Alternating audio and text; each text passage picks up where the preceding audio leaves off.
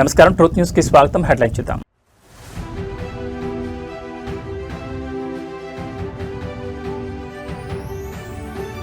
జనసేనలో సేనాగళం కమిటీ ఏర్పాటు, సరికొత్త రాజకీయ వరవడికి పవన్ కళ్యాణ్ శ్రీకారం.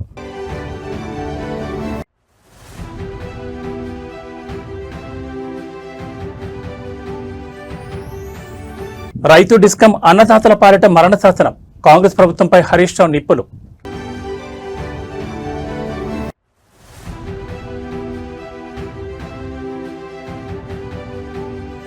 మంతని బస్టాండ్ ప్రగతి పనులకు మంత్రులు పొన్నం ప్రభాకర్, శ్రీధర్ బాబు శంకుస్థాపన. కాళేశ్వరం బస్టాండ్ నూతనీకరణకు 3 కోట్ల మంజూరు.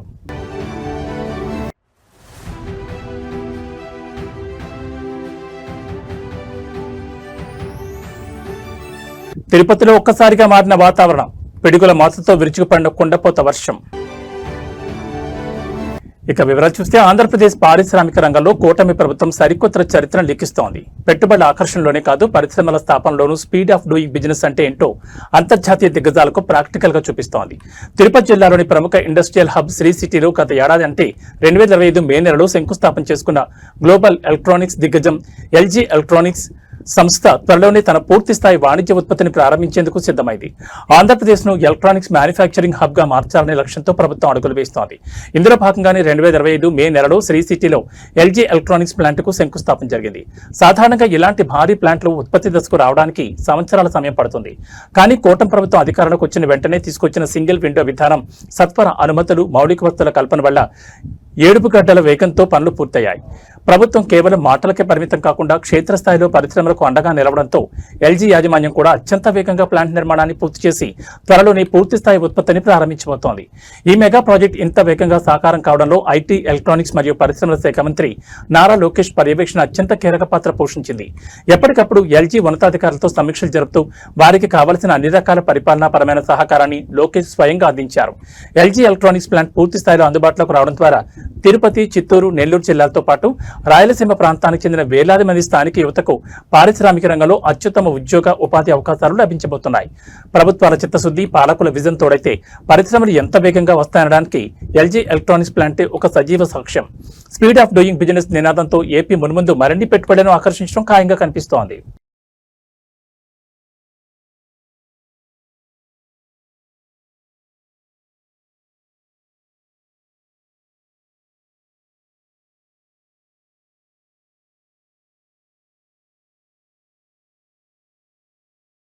దశాబ్దాలుగా సాగుతున్న బూజు పట్టిన కుల, మత విద్వేషపూరిత రాజకీయాలకు చరమగీతం పాడేందుకు జనసేనాని సరికొత్త అడుగు వేశారు. సమకాలీన రాజకీయాలు విప్లవాత్మక వరవడికి శ్రీకారం చుడుతూ సామాజిక సామరస్యం, బాధ్యతాయుత రాజకీయాలు, రాజ్యాంగ విలువల పరిరక్షణ ధ్యేయంగా జనసేన పార్టీలో సేనాగళం అనే నూతన కమిటీని ఏర్పాటు చేస్తున్నట్లు పార్టీ అధినేత పవన్ కళ్యాణ్ సంచలన ప్రకటన చేశారు. మంగళగిరి ప్రధాన కార్యాలయంలో జరిగిన కీలక సమావేశంలో ఈ కమిటీ విధి విధానాలను ఖరారు చేస్తూ రాజకీయ విమర్శలపై ఆయన అత్యంత కీలక వ్యాఖ్యలు చేశారు. రాజకీయాల్లో ప్రత్యర్థులను ఎదుర్కొనేందుకు మొల్లును మొల్లుతోనే తీయాలి అనే పాతబడిన నానుని పవన్ కళ్యాణ్ తీవ్రంగా తప్పుబట్టారు. ఒక సామాజిక వర్గం విమర్శిస్తే తిరిగి అదే వర్గానికి చెందిన నాయకులతో ప్రతి విమర్శలు చేయించే బూర్జువా సంస్కృతికి జనసేన శాశ్వతంగా స్వస్తి పలుతోందని కుండబద్దలు కొట్టారు. ప్రస్తుత రాజకీయాల్లో కొందరు నాయకులు చేసే వ్యక్తిగత తప్పులను వారికే పరిమితం చేయకుండా వారు పుట్టిన కులం, మతం లేదా వర్గాలకు ముడిపెట్టి సమాజంలో ఉద్దేశపూర్వకంగా విద్వేషాలను రెచ్చగొడుతున్నారని ఆయన తీవ్ర ఆవేదన వ్యక్తం చేశారు. తప్పు చేసిన వారిని వ్యక్తిగత స్థాయిలోనే ప్రశ్నించాలి తప్ప ఆ వ్యవహారంలోకి మొత్తం సామాజిక వర్గాలను రాకూడదని అనేది జనసేన స్పష్టమైన విధానమని ప్రకటించారు. ఈ సేనాగళం కమిటీ ప్రధానంగా నేటి జన్జీ యువత ఆలోచనలు, ఆశయాలను ప్రతిబింబించేలా దేశ సమగ్రతకు భంగం వాటిల్లకుండా గళం వినిపించనుందని పవన్ కళ్యాణ్ స్పష్టం చేశారు. తమ స్వార్థ ప్రయోజనాల కోసం తాము చేసిన తప్పులను కప్పిపుచ్చుకునేందుకు కొందరు రాజకీయ నాయకులు కులం, మతం, ప్రాంతీయత వంటి భావ వ్యవస్థలు ముదుగు వేసుకుని దాక్కునే ప్రయత్నం చేస్తున్నారని, అయితే నేటి ఆధునిక యువత ఇటువంటి కుహానా రాజకీయ సంస్కృతిని తీవ్రంగా వ్యతిరేకిస్తోందని ఆయన హితవు పలికారు. ఈ కమిటీలో అన్ని సామాజిక వర్గాల సభ్యులకు స్థానం కల్పిస్తూ అభ్యుదయ భావాలతో అత్యున్నత సామాజిక బాధ్యతతో జనసేన ముందుకు సాగుతుందని వెల్లడించారు.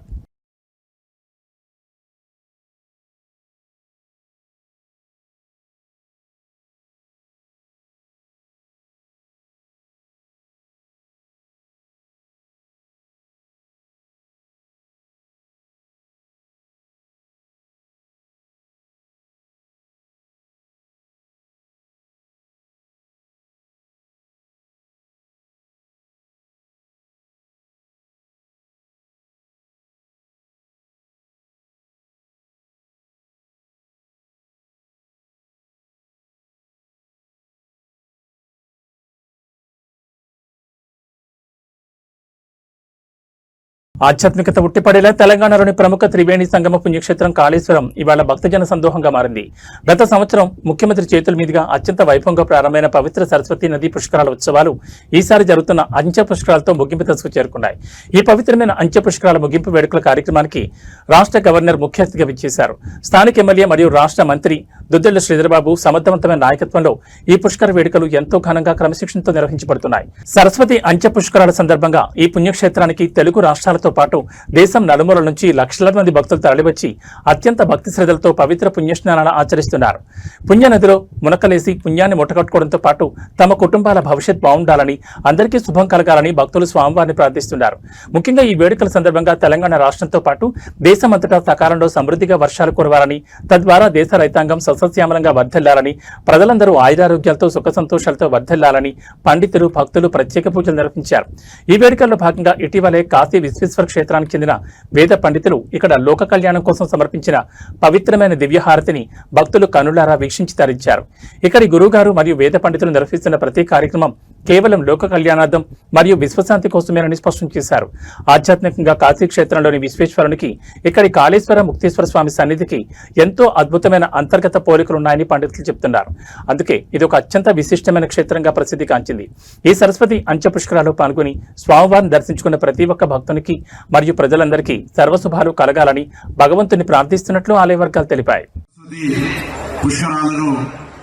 గత సంవత్సరం గౌరవ ముఖ్యమంత్రి గారు ప్రారంభిస్తే ఈసారి అంచె పుష్కరాలకు సంబంధించి మరి గౌరవ గవర్నర్ గారు వచ్చి స్థానిక శాసనసభ్యుడు గౌరవనీయులు మంత్రి పెద్దల శ్రీధరబాబు గారి నాయకత్వంలో లక్షలాది మంది వచ్చి మరి పుష్కర స్నానం గావించుకొని పుణ్యాన్ని పొంది వారు భవిష్యత్తుకు సంబంధించి మంచి జరగాలని, తెలంగాణ రాష్ట్రం అంతా కూడా లేదా దేశమంతా కూడా మంచి సుభిక్షమైన వర్షాలు పడి సస్యశ్యామలంగా రైతాంగము అందరూ సుఖ సంతోషంతో ఉండాలని, ఆయురారోగ్యాలతో ఉండాలని, అందరూ కూడా తాము బాగుండాలి, అందరూ బాగుండాలని కోరుకున్నటువంటి పుష్కర స్థానం లోపల ముఖ్యంగా ఇప్పుడే మనం భారతులు కాశీ విశ్వేశ్వర పండితులు చూడడం జరిగింది. వారందరూ కూడా లోక కళ్యాణం కొరకు, గురుగారు కూడా అందరూ ఎవరు ఏం చేసినా ఇది లోక కళ్యాణం కొరకు జరుగుతున్నటువంటి కార్యక్రమంగా కాళేశ్వర ముక్తేశ్వర స్వామి సన్నిధిలో ఒక విశిష్టమైనటువంటి అక్కడ కాశీ విశ్వేశ్వరుడు, ఇక్కడ కాళేశ్వర ముక్తేశ్వరుడుగా పోలిక ఉన్నటువంటి దేవాలయ పరిధిలో జరిగినటువంటి సరస్వతి అంత్య పుష్కరాలకు సంబంధించి పాల్గొన్నటువంటి ప్రతి ఒక్కరికి శుభం జరగాలని అమ్మవారిని ప్రార్థిస్తూ అందరికీ నమస్కారం చెప్తూ సెలవుకుంటాను. తెలంగాణలో వ్యవసాయ విద్యుత్ సరఫరా, రైతు డిస్కం ఏర్పాటు ప్రతిపాదనలపై అధికార ప్రతిపక్షాల మధ్య రాజకీయ సెగలు రాచుకున్నాయి. కాంగ్రెస్ ప్రభుత్వం తీసుకురావాలని చూస్తున్న రైతు డిస్కం విధానం రాష్ట్రంలోని అన్నదాతల పాలిట ఒక పెద్ద శాపంగా మారబోతోందని మాజీ మంత్రి బీఆర్ఎస్ సీనియర్ నేత హరీష్ రావు తీవ్రస్థాయిలో ధ్వజమెత్తారు. గత బీఆర్ఎస్ ప్రభుత్వం ఎంతో ప్రతిష్టాత్మకంగా అందించిన 24 గంటల ఉచిత విద్యుత్ పథకానికి ఎసరు పెట్టడానికి ఈ కొత్త డిస్కంల ముసుగులో ప్రభుత్వం కుట్రలు చేస్తోందని ఆయన ఆరోపించారు. తెలంగాణ భవన్లో జరిగిన మీడియా సమావేశంలో హరీష్ రావు కాంగ్రెస్ ప్రభుత్వ విద్యుత్ విధానాలపై నిప్పులు చెరిగారు. దేశంలోని ఎక్కడా లేని విధంగా కేసీఆర్ రైతాంగానికి ఉచితంగా నాణ్యమైన 24 గంటల కరెంట్ ఇస్తే ప్రస్తుత ప్రభుత్వం దాన్ని నిర్వీర్యం చేసేందుకు ప్రయత్నిస్తోందని మండిపడ్డారు. రైతు డిస్కం పేరుతో వ్యవసాయ రంగాన్ని విడదీసి భవిష్యత్తులో సబ్సిడీలను ఎత్తివేయడానికి, బావుల దగ్గర మీటర్లు పెట్టడానికి పునాది వేస్తున్నారని ఆగ్రహం వ్యక్తం చేశారు. డిస్కంల విభజన జరిగితే రైతులకు అదనపు భారం పడుతుందని, ఇది ముమ్మాటికి అన్నదాతల గొంతు కోసే చర్యనని ఆయన దుయ్యబట్టారు. రాష్ట్రంలో ఇప్పటికే పలు జిల్లాల్లో అర్ధరాత్రి కరెంట్ ఇస్తూ లో వోల్టేజ్ సమస్యలతో రైతులను ఇబ్బందులు గురిచేస్తున్నారని హరీష్ రావు పేర్కొన్నారు. సమయానికి విద్యుత్ అందక పంటలు ఎండిపోతున్నాయని, వోల్టేజ్ హెచ్చుతగ్గుల వల్ల వేలాది రూపాయల విలువైన మోటార్లు కాలిపోతుంటే ప్రభుత్వం కనీసం పట్టించుకోవడం లేదని ఆవేదన వ్యక్తం చేశారు. ఇలాంటి క్లిష్ట పరిస్థితుల్లో సహాయం చేయాల్సింది పోయి రైతు డిస్కం అంటూ కొత్త ప్రయోగాలతో గందరగోళం సృష్టించడం సరికాదన్నారు. రైతుల పక్షాన్ని నిలబడి ఈ నిర్ణయాన్ని బీఆర్ఎస్ గట్టిగా వ్యతిరేకిస్తుందని ఆయన స్పష్టం చేశారు. ఈరోజు ఏ ఊరికన్నా పోదాం. ఈ మధ్యకాలంలో నేను నర్సాపూర్ సబ్ స్టేషన్కి వెళ్ళినా, సిద్దిపేటలో సబ్ స్టేషన్కి వెళ్ళినా, ఎక్కడికి వెళ్ళినా రైతులకు ఈరోజే 13 గంటలకు మించి కరెంట్ రావడం లేదు. 13 అవర్స్ కూడా కరెంట్ రావడం లేదు. ఈరోజు నువ్వేదో 24 గంటల ఉచిత విద్యుత్తు ఇవ్వడానికి నేను ఆర్పీడీసీఎల్ పెడుతున్నా అని చెప్పినావు. ఈరోజు రాష్ట్రంలో ఎక్కడ కూడా రైతులకు 13 గంటల ఉచిత అంటే మించి ఉచిత విద్యుత్తు రావడం లేదు. ఇవాళ నీ ఆర్పీడీసీఎల్ ఏర్పాటుతో 8-9 గంటలు కూడా రాని పరిస్థితి ఏర్పడుతుంది. ఇలా గుజరాత్లో కేవలం రైతులకు 7 గంటల కరెంటే వస్తుంది. కాంగ్రెస్ పాలిస్తున్న కర్ణాటకలో 8 గంటల కరెంటు మాత్రమే వస్తుంది. రేపు తెలంగాణలో కూడా అదే జరగబోతా ఉంది. భౌతిక ఇంధన మరియు పారిశ్రామిక రంగానికి గుండెకాయ లాంటి బొగ్గు మైనింగ్ విభాగాల బలోపేతమే లక్ష్యంగా కేంద్ర ప్రభుత్వం వేగవంతమైన అడుగులు వేస్తోంది. ఇందులో భాగంగా కేంద్ర బొగ్గు మరియు గనుల శాఖ మంత్రి ఒడిశా రాజధాని భువనేశ్వర్ చేరుకున్నారు. భువనేశ్వర్ ఎయిర్పోర్టుకు చేరుకున్న కేంద్ర మంత్రికి దేశంలోని ప్రముఖ ప్రభుత్వ రంగ సంస్థలైన మహానది కోల్ఫీల్డ్స్ లిమిటెడ్ మరియు నేషనల్ అల్యూమినియం కంపెనీ లిమిటెడ్ ఉన్నతాధికారులు ప్రతినిధులు ఘన స్వాగతం పలికారు. దేశంలోని అత్యధిక ఖనిజ సంపద కలిగిన రాష్ట్రాల్లో ఒకటైన ఒడిశాలో కేంద్ర ప్రభుత్వం అనుబంధ బొగ్గు గనుల శాఖల పనితీరును స్వయంగా పర్యవేక్షించేందుకు కేంద్ర మంత్రి ఈ పర్యటన చేపట్టారు. భువనేశ్వర్ చేరుకున్న వెంటనే ల్యాండ్ స్లైడ్ కంపెనీలైన మహానది కోల్ఫీల్డ్స్ మరియు నాల్కోకు చెందిన అగ్రశ్రేణి అధికారులు మంత్రిని కలిసి క్షేత్రస్థాయి పరిస్థితులపై ప్రాథమిక సమాచారం అందించారు. దేశీయంగా బొగ్గు ఉత్పత్తిని పెంచడం, అల్యూమినియం ముడిసరు కొరత లేకుండా చూడడంలో ఒడిశాలోని ఈ ప్రాజెక్టులు అత్యంత కీలక పాత్ర పోషిస్తున్న తరుణంలో కేంద్ర మంత్రి ఈ రాక పారిశ్రామిక వర్గాల్లో తీవ్ర ఆసక్తిని రేకెత్తిస్తోంది. ఈ పర్యటనలో అత్యంత ప్రధానమైన ఘట్టం రేపు ఆవిష్కృతం కాబోతోంది. కేంద్ర బొగ్గు మరియు గనుల మంత్రిత్వ శాఖల ఆధ్వర్యంలో 2 వేర్వేరు ఉన్నత స్థాయి సమీక్షా సమావేశాలను మంత్రి స్వయంగా చేయనున్నారు. బొగ్గు మరియు గనుల రంగాల్లోని ప్రధాన స్టేక్ హోల్డర్లతో మంత్రి ముఖాముఖి చర్చలు జరపనున్నారు. దేశంలో పారిశ్రామిక ప్రగతిని పరుగులు పెట్టించేందుకు, మైనింగ్ ప్రక్రియను మరింత సులభతరం చేసేందుకు మరియు పర్యావరణ హిత పద్ధతుల్లో ఉత్పత్తిని పెంచేందుకు తీసుకోవాల్సిన వినూత్న నిర్ణయాలపై రేపటి సమావేశంలో ఒక పటిష్టమైన రోడ్ మ్యాప్ను సిద్ధం చేయనున్నట్లు మంత్రిత్వ శాఖ వర్గాలు స్పష్టం చేశాయి.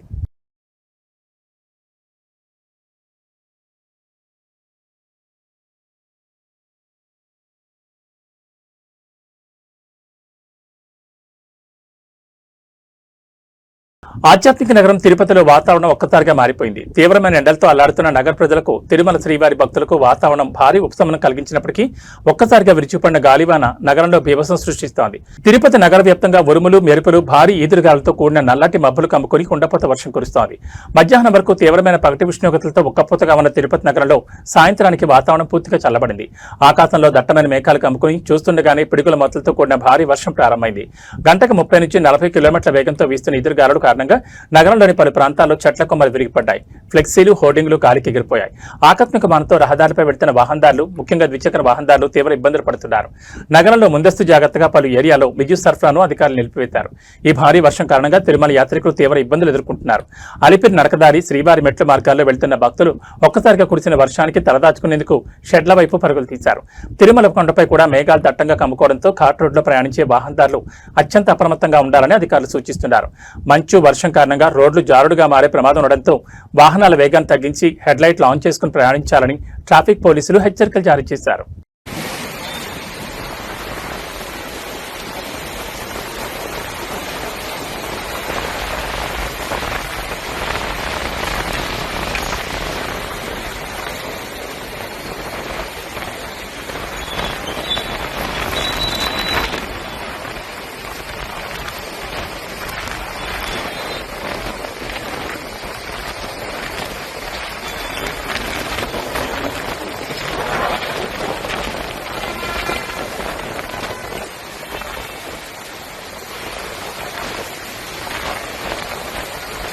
పల్నాడు జిల్లా అభివృద్ధి మనందరి ఏకైక ప్రధాన లక్ష్యం కావాలని ఆంధ్రప్రదేశ్ కూటమి ప్రభుత్వం స్పష్టం చేసింది.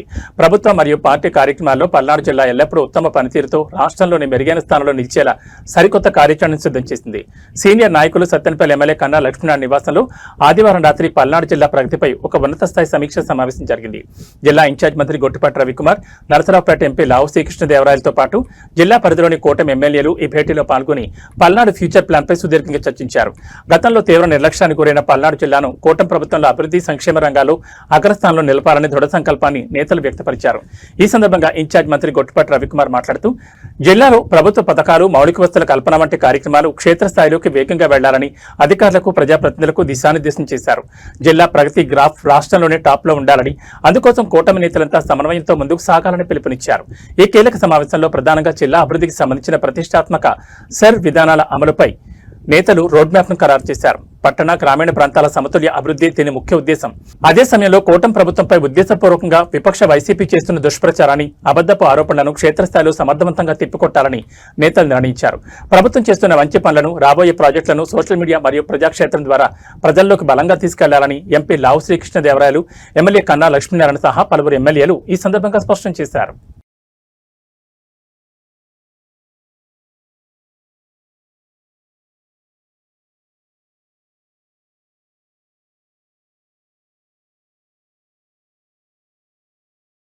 తెలంగాణ కాంగ్రెస్ ప్రభుత్వం ఎంతో ప్రతిష్టాత్మకంగా భావిస్తున్న ఇందిరమ్మ ఇళ్ల పథకం క్షేత్రస్థాయిలో వివాదాలకు అవినీతి ఆరోపణలకు కేర్ ఆఫ్ అడ్రస్ గా మారుతోంది.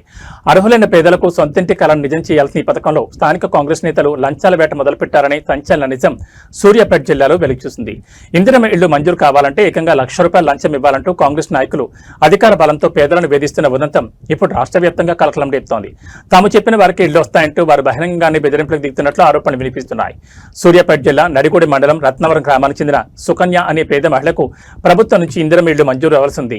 అయితే గ్రామానికి చెందిన కొందరు కాంగ్రెస్ నాయకులు ఆమెను సంప్రదించి ఇల్లు కావాలంటే ₹1,00,000 నగదు లంచంగా ఇచ్చుకోవాలని డిమాండ్ చేశారు. అంత పెద్ద మొత్తం తాను ఇచ్చుకోలేనని సదరు మహిళ ఆవేదన వ్యక్తం చేయగా స్థానికంగా తాము చెప్పిన వారికి ఇళ్లొస్తాయి, తాము రాసిస్తేనే లిస్టులో పేర్లుంటాయంటూ సదరు అధికార పార్టీ నాయకులు ఆమెను తీవ్రంగా బెదిరించినట్టు తెలుస్తోంది. ప్రభుత్వ పథకాల కేటాయింపుల్లో స్థానిక నేతల విచ్చలవిడి జోక్యం, బెదిరింపుల పర్వంపై రత్నవరం గ్రామస్తులు సైతం తీవ్ర విస్మయం వ్యక్తం చేస్తున్నారు. తమకు రావాల్సిన ఇందిరమ్మ ఇళ్లను అడ్డుకుంటూ ₹1,00,000 లంచం కోసం వేధిస్తున్న స్థానిక కాంగ్రెస్ నాయకులపై కోదాడ ఎమ్మెల్యే ఉత్తమ్ పద్మావతి రెడ్డి తక్షణమే స్పందించి న్యాయం చేయాలని బాధితురాలు సుకన్య కన్నీటి పర్యంతం అవుతూ డిమాండ్ చేస్తున్నారు. నియోజకవర్గంలో పార్టీ ప్రతిష్టను దెబ్బతీస్తూ పేదలకు లంచాల కోసం పీడిస్తున్న ఇటువంటి నాయకులపై కఠిన చర్యలు తీసుకోవాలని, అర్హురాలైన తనకు ఎలాంటి లంచాలు లేకుండా ఇందిరమ్మ ఇళ్లు దక్కేలా చూడాలని ఆమె కోరుతున్నారు. పేదల ఇళ్ల పథకంలో సాగుతున్న ఈ ముసోడి దందా ఇప్పుడు స్థానికంగా కాంగ్రెస్ పార్టీ శ్రేణుల్లోనూ పెద్ద చర్చకు దారితీస్తుంది. ఇందిరమ్మ ఇల్లు 16 ఇండ్లు వచ్చినాయి సార్. మాకు రావిని వినయవర్ధన్ రెడ్డి, ఆ వినయవర్ధన్ రెడ్డి మా ఇష్టం వచ్చినట్టు చేసుకుంటాం, మేమేమన్నా చేసుకుంటాం, నీకు ఇల్లు అయితే రాని అంటుంది సార్. మళ్ళీ బాబు గారు అని ఇక్కడ ఇదివరకు పాత సర్పంచ్ సార్, ఎప్పుడు వచ్చినా కూడా లంచాలు తీసుకుంటాడు ఆయన, తీసుకొని ఎవరికి ఇల్లు రానియాడు. ఇప్పుడు నేను ఇక్కడ నుంచి వస్తుంటే నా పరిస్థితి ఏంది, ఇల్లు కూలిపోతుందంటే ₹1,00,000 ఇవ్వమన్నాడు. నా దగ్గర డబ్బులు లేవన్నా, 50,000 ఇవ్వమంటుండు. నీ దిక్కున్న చోట చెప్పుకోపో, మీడియా చెప్పుకోవా, కలెక్టర్ చెప్పుకోవడం, మేడంకి చెప్పుకోవా అన్నాడు. ఇప్పుడు ఉన్న రవి మెయిన్ క్యాండిడేట్, కాంగ్రెస్ అధ్యక్షుడు అంట. ఆయన తోటి సంబంధాలు పెట్టుకొని మంచిగా ఉండి పర్సనల్ గా మాట్లాడితే ఇల్లు ఇస్తాడంట. ఆయనకు సంబంధించిన వాళ్ళకి ఇల్లు ఇస్తాడు, మాకు ఇల్లు ఇయ్యరంట. సోమ సీను ఆయన పోయి కులాలకి 2 అంటే మా కులంలో నేను లేని దాన్ని కాదంటే మినిస్టర్ కాడికి పోయినా కూడా మాకు సంబంధించిన వాళ్ళకి ఇల్లు వస్తాయి, నీకు రావంటుంది సార్. ఇక్కడ అన్యాయం జరుగుతుంది, నన్ను బాధ పెడుతుర్రు, నన్ను నష్టపోయాను నేను, నాకు ఇల్లు బాగలేదు, నాకు ఇల్లు రావాలి సార్, ఎట్టైనా చేసి నాకు ఇల్లు ఇప్పేయండి. వాళ్ళంటే నన్ను బయటికి రానియకుండా చేస్తారంట, వాళ్ళని మాత్రం ఏదో ఒకటి చేయాలి. మేడం అంట వాళ్ళకే ఇచ్చిందంట, వాళ్ళ ముగ్గురునే ఇక్కడ ఊరిని చూసుకోని చెప్పిందంట. సర్పంచ్ గారు పోయి నా గురించి అడిగితే అమ్మాయికి నేను నీ సంతకంతో మాకు పని లేదు, నీ సంతకాలు పెట్టుకుంటాం, మేమే చేసుకుంటాం, మా ఇష్టం అని చెప్తున్నారు సార్. ఇది పరిస్థితి సార్, మాకు న్యాయం చేయండి సార్. నా పరిస్థితి బాగలేదు సార్, ఇదివరకు కరోనా వచ్చి నాకు కాళ్ళు పడిపోయినాయి సార్, నా పిల్లగాడు చదువుకునే పిల్లగాడు సార్, పనికి పంపిస్తున్నా సార్, ఇల్లు లేదు సార్, మమ్మల్ని ఎవరు రానియట్లేదు సార్, ఎవరింటి పోతే ఎవరు రానిస్తారు సార్, ఎవరు రానియట్లేదు సార్. గాలి వచ్చిన వర్షం వచ్చిన ఇల్లు 4 రోజులైంది సార్ అన్నం తినగా. వాళ్ళ చుట్టూ ఇళ్ళ చుట్టూ తిరుగుకుంటూ దండం పెట్టుకుంటూ తిరుగుతున్నా సార్, కాళ్ళు పట్టుకుంటూ తిరుగుతున్నా సార్, కళ్ళు తిరుగుతున్నాయి సార్ అన్నం తినగా. నాకు న్యాయం కావాలి సార్, నన్ను చంపుతారంట సార్, పోలీస్ స్టేషన్లో కేసు పెడతారంట సార్, నన్ను చంపుతారంట సార్, నాకు న్యాయం కావాలి సార్, వాళ్ళని ఏమన్నా చేయాలని నాకు న్యాయం చేయండి సార్.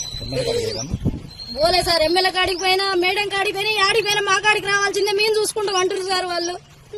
వాళ్ళని ఏదన్నా ఒకటి చేసి నాకు న్యాయం చేసి నాకు ఇల్లు కావాలి సార్. వచ్చిన పేరు తీసేస్తారు సార్, వాళ్ళకి సంబంధం ఉన్న వాళ్ళకి ఇస్తారంట, వేరే వాళ్ళకి ఇయ్యరంట. లంచాలు కావాలి సార్, మరి నా దగ్గర ఏం లేదు సార్, తినడానికి వెళ్ళక పనికి పోతున్నా సార్, నా పిల్లగాడు చిన్న పిల్లగాడు సార్, పనికి తీసిపోతున్నా సార్, మాకు అండ లేరు, ఎవరు లేరు సార్, ఆ కులం లేదు, ఏది లేదు సార్, నన్ను బాధపడ. తెలంగాణ రాష్ట్రంలో ప్రజా రవాణా వ్యవస్థను మరింత ఆధునీకరిస్తూ ప్రయాణికులకు అత్యున్నత సేవలు అందించడమే లక్ష్యంగా ప్రభుత్వం అడుగులు వేస్తోంది. మందని మరియు కాళేశ్వరం బస్టాండ్ల అభివృద్ధితో ఈ ప్రాంతంలో రవాణా సేవలు సరికొత్త మైలురాయిలు అందించుకోబోతున్నాయి. ఆదివారం నాడు మందని మున్సిపాలిటీ పరిధిలోని బస్టాండ్లో 93 లక్షల వ్యయంతో చేపట్టనున్న అదనపు ప్లాట్ఫారాలు, ఇతర ప్రగతి పనులకు రాష్ట్ర రవాణా శాఖ మంత్రి పొన్నం ప్రభాకర్, ఐటీ పరిశ్రమల శాఖ మంత్రి దుద్దిల శ్రీధర్ బాబు, జిల్లా కలెక్టర్ కోయి శ్రీహర్షితో కలిసి ఘనంగా శంకుస్థాపన చేశారు. మందని బస్టాండ్లో రద్దీని తట్టుకునేలా 74 లక్షల వ్యయంతో 2 అదనపు ప్లాట్ఫారాల నిర్మాణానికి, మరో 19 లక్షలతో ఇతర మౌలిక వస్తువుల పనులకు మంత్రులు పునాది వేశారు. ఈ సందర్భంగా మంత్రి పొన్నం ప్రభాకర్ మాట్లాడుతూ స్థానిక మంత్రి శ్రీధర్ బాబు సూచనల మేరకు మందనితో పాటు ప్రముఖ పుణ్యక్షేత్రమైన కాళేశ్వరం బస్టాండ్ నూతనీకరణకు ఏకంగా 3 కోట్లు మంజూరు చేసినట్టు తెలిపారు. కాళేశ్వరం ముక్తేశ్వర స్వామి దేవస్థానం అభివృద్ధిలో ఆర్టీసీ కీలక పాత్ర పోషిస్తోందని, త్వరలోనే పెద్దపల్లి బస్ డిపోను కూడా ప్రారంభించి ఈ ప్రాంత ప్రజల దశాబ్దాల కాలం నిజం చేస్తామని మంత్రి శ్రీధర్ బాబు స్పష్టం చేశారు. మహాలక్ష్మి పథకంలో భాగంగా మహిళలకు ఇప్పటి వరకు 310 కోట్లకు పైగా జీరో టికెట్లు జారీ చేసి రికార్డు సృష్టించామని మంత్రులు గుర్తు చేశారు. ఈ పర్యటనలో రవాణా శాఖ మంత్రి పొన్నం ప్రభాకర్ రాబోయే గోదావరి పుష్కరాలు 2027పై కీలక అప్డేట్ ఇచ్చారు. పుష్కరాల నిర్వహణ కోసం ప్రభుత్వం ఇప్పటికే కేబినెట్ సబ్ కమిటీని నియమించిందని, కుంభమేళాను తలపించే స్థాయిలో భారీ రవాణా సదుపాయాలతో కూడిన సమగ్ర కార్యాచరణను సిద్ధం చేస్తున్నామని చెప్పారు. లక్షలాదిగా తరలివచ్చే భక్తులకు ఎలాంటి ఇబ్బందులు రాకుండా ప్రత్యేక బస్సులను నడుపుతామన్నారు. ఇదే సమయంలో ఆర్టీసీని ప్రభుత్వంలో విలీనం చేసే ప్రక్రియకు తమ ప్రభుత్వం పూర్తిగా కట్టుబడిందని కార్మికులకు భరోసా ఇచ్చారు. గుర్తింపు సంఘాల ఎన్నికల అనంతరం కార్మిక ప్రతినిధులతో ఆత్మీయంగా చర్చించి తదుపరి చర్యలు చేపడతామని, కార్మికులు ఎలాంటి అపోహలను నమ్మొద్దని మంత్రి సూచించారు.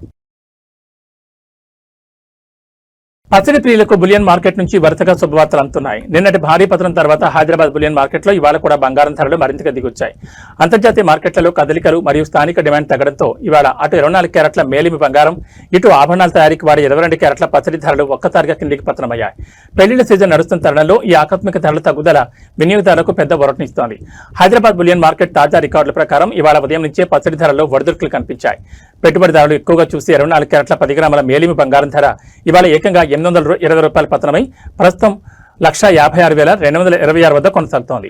మరోవైపు సామాన్య వినియోగదారుల ఆభరణాల కోసం కొనుగోలు చేసే 22 క్యారెట్ల 10 గ్రాముల గోల్డ్ రేట్ కూడా ఇవాళ భారీగా క్షీణించింది. 22 క్యారెట్ల పత్తిపై 750 రూపాయల మేర తగ్గి ప్రస్తుతం మార్కెట్లో 1,43,200 పలుకుతోంది. ఇక బంగారంతో పోలిస్తే ఇవాళ వెండి ధరలో ఎలాంటి మార్పు లేకుండా స్థిరంగా కొనసాగడం గమనార్హం. హైదరాబాద్ మార్కెట్లో కిలో వెండి రేటు నిన్నటి ముగింపు ధరైన 2,90,000 వద్దే స్థిరంగా ట్రేడ్ అవుతోంది. అయితే బులియన్ మార్కెట్ నిపుణులు చెప్తున్న దాని ప్రకారం ఈ ప్రకటించిన ధరలు ప్రధాన నగరాల హోల్సేల్ మార్కెట్ ఆధారంగా ఉంటాయని, తెలుగు రాష్ట్రాల్లోని వివిధ జిల్లాలను బట్టి స్థానిక షోరూంలలో ఉండే మేకింగ్ ఛార్జీలు మరియు జీఎస్టీల పరిధిని బట్టి తుది రిటైల్ ధరల్లో స్వల్ప వ్యత్యాసాలు ఉండే అవకాశం ఉందని స్పష్టం చేస్తున్నారు. ఇక వాతావరణ విషయానికి వస్తే తెలుగు రాష్ట్రాల ప్రజలకు వాతావరణ శాఖ కీలక అలర్ట్ జారీ చేసింది. అటు తీవ్రమైన ఎండలు, ఇటు అకాల వర్షాల మిశ్రమ పరిస్థితులు మరికొన్ని రోజుల పాటు కొనసాగుతాయని భారత వాతావరణ శాఖ వెల్లడించింది. 2 రాష్ట్రాల్లోనూ పగటి ఉష్ణోగ్రతలు 40 డిగ్రీలపైనే నమోదవుతున్నప్పటికీ ఉపరితల ఆవర్తన ప్రభావంతో ఇవాళ తెలంగాణ, ఆంధ్రప్రదేశ్లోని పలు జిల్లాలు ఉరుములు మెరుపులతో కూడిన ఓ మోస్తరు వర్షాలు పడే అవకాశం ఉందని స్పష్టం చేసింది. ఈ మేరకు పలు జిల్లాలకు ఎల్లో అలర్ట్ కూడా జారీ అయింది. ఇవాళ రాష్ట్ర వ్యాప్తంగా వాతావరణంలో ఆకస్మిక మార్పులు చోటు చేసుకోనున్నాయి.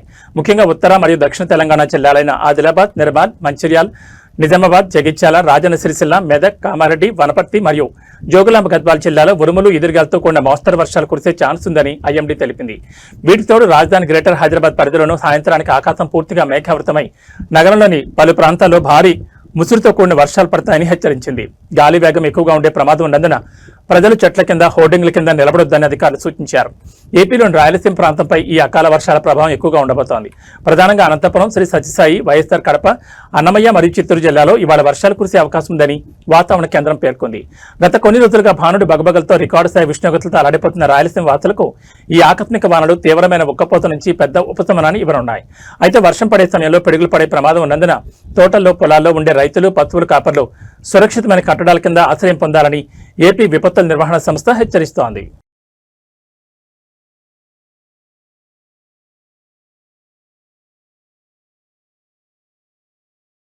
ఇవి బులెటిన్ విశేషాలు. మరో బులెటిన్లో మళ్ళీ కలుసుకుందాం. నమస్కారం.